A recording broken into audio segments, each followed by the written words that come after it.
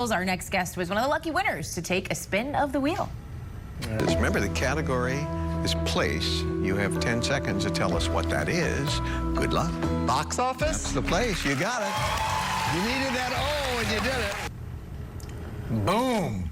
I'd be the worst person on the show. I would not be doing the show. know. Joining me downstairs experience, Erik Arnone, former Wheel of Fortune contestant. We just saw the clip there. That's the proof.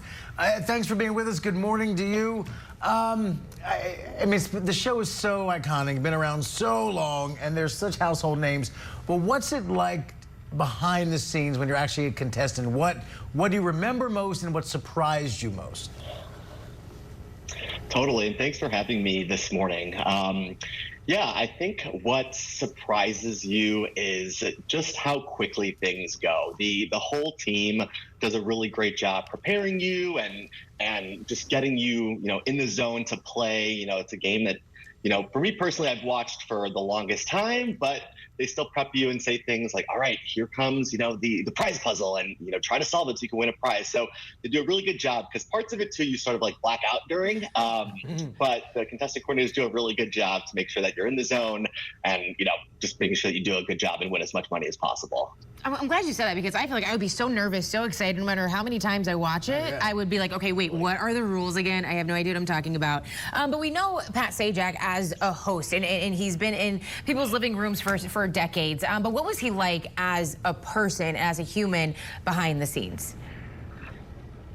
Yeah, absolutely. So really, really nice guy. He does a really good job of just, from the introductions, just making you, feel super comfortable up there. And even to, thankfully this didn't happen for me, but, should you make a mistake up there or call any, letter that's maybe already been called, does a really good job of saying, hey, shake it off, just, keep it up, don't let it throw you. So really good job of just keeping you in the zone and keeping you, playing and keeping you on track there.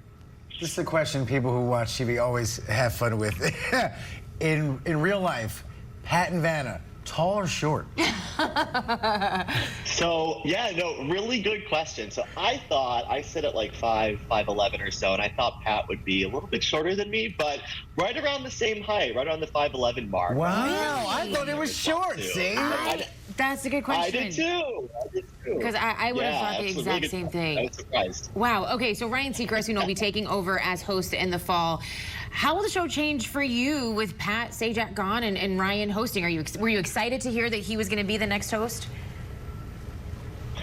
Yeah, I mean, growing up watching Pat and Vanna literally from, when I was born all the way, seeing Pat's retirement here, it's definitely going to be a little bit different, I'm sure. And, really, really going to be hard to fill Pat's shoes going into that next season. But, I think they're kind of turning to that next generation of Wheel of Fortune fans. And, Ryan will, from what I've seen and kind of what I've heard and kind of scouted on the internet, I'm sure he's going to do the best to keep, some elements of the hosting, role, the same and such, but also put his twist on it. We've all seen him on hosting shows before, and I think he'll do a really good job. But definitely curious to kind of see what his spin is on his show when he takes over. No pun intended. Yeah, what his spin is. Right, no pun intended, exactly.